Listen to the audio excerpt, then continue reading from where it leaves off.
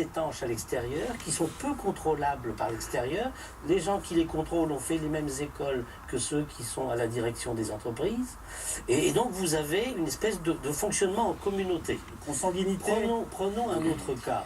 On a eu une augmentation des... C'est pas aussi simple que ça. On a eu une... C'est pas aussi simple que ça.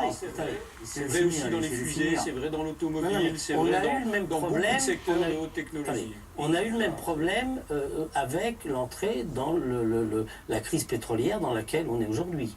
Le dernier organisme à avoir accepté qu'on rentrait en crise pétrolière, c'était l'organisme qui était censé nous en protéger, à savoir l'Agence internationale de l'énergie. Plus récemment, on a eu un autre problème. Quand on a eu la crise financière... Qui n'est pas une instance onusienne. Non, mais je parle de l'équilibre. Quand il n'y a pas de contre-pouvoir et qu'il y a consanguinité excessive d'un corps technique, il y a risque de dérapage. On a eu le même problème sur la crise financière. Et ces gens-là, excusez-moi, nos grands ingénieurs ne nous veulent pas du mal. Non, mais ils ont des enfants et des petits-enfants dont ils souhaitent qu'un jour ils vivent dans un pays harmonieux avec des sources d'énergie qui créent des civilisations. Vous êtes de Fukushima, personne n'a contesté que le gouvernement, nos experts, l'IRSN, le CEA, évidemment l'autorité de sûreté nucléaire, nous avons été d'une transparence totale. Toutes les informations dont nous disposions en provenance de Fukushima, en provenance du Japon, nous les avons mis sur la table. Attendez-moi, monsieur le ministre, sauf une chose, c'est qu'on sait maintenant que TEPCO falsifiait les documents d'inspection. Donc l'entreprise qui était censée gérer... Tous les éléments dont nous disposions. Ça veut dire qu'à chaque instant, nous avons dit, en l'état de nos informations, et sous réserve de la qualité des informations dont nous disposions. Le retour d'expérience permettra de voir si, oui ou non, ces informations étaient fiables, de qualité, etc. Si TEPCO falsifiait les documents d'inspection comme un certain nombre de journalistes tendent à le démontrer en ce moment, vous reconnaîtrez que c'est problématique. Moi, je ne permettrai pas Monsieur Calvi, ce ne sont pas simplement des journalistes, c'est une réalité. Et du côté du gouvernement français et des autorités françaises, personne n'a contesté qu'il y a eu un parti pris de transparence absolue. C'est pas vrai, il n'y a pas de divulgation Monsieur Radan veut terminer. des données dont nous disposions. Monsieur le ministre, la question n'est pas l'honnêteté des gens. Et le problème n'est pas de critiquer tel et tel professionnel qui, et heureusement, gère les centrales le mieux possible. Le problème, c'est qu'on sait que dans nos démocraties, nos sociétés sont solides, non pas quand elles ont un gouvernement élu à 99% des voix, mais quand on a une démocratie à 51% des voix. Quel est le fond de nos sociétés? Le fond de nos sociétés, c'est qu'on a la qualité du pouvoir nécessite la force, la compétence du contre-pouvoir. Mais c'est ce que nous faisons. Et on est dans...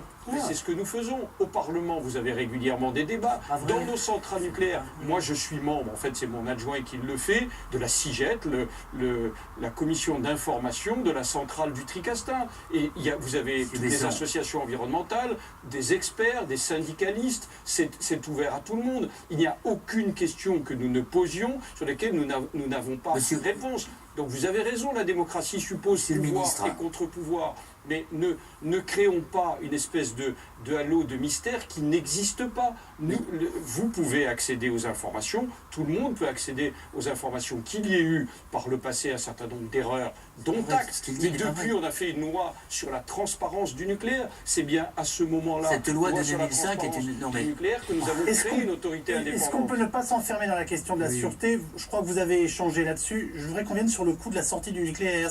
Si c'est crédible, si c'est sérieux. Éric Besson nous a dit qu'il pensait que ça n'était pas bon pour la société française, qu'il fallait aujourd'hui simplement vérifier la qualité de nos installations. Il faut savoir comment on y va et à quel prix. Et on a des enquêtes qui nous montrent que les Français sont très inquiets, notamment pour leurs factures. Il y a un sondage BVA pour BFM et Challenge qui montrait que 80% des Français craignaient qu'un abandon du nucléaire alourdisse leur facture d'électricité. Est-ce que vous pouvez leur dire le contraire ce soir? Là, je ne vous parle plus du choix. Je vous parle du prix du choix si on le faisait. C'est clair. Le problème doit être pris dans un ensemble plus large. Ce siècle est le contraire des 2 siècles précédents. Les 2 siècles précédents étaient des siècles dans lesquels le prix de l'énergie allait décroissant.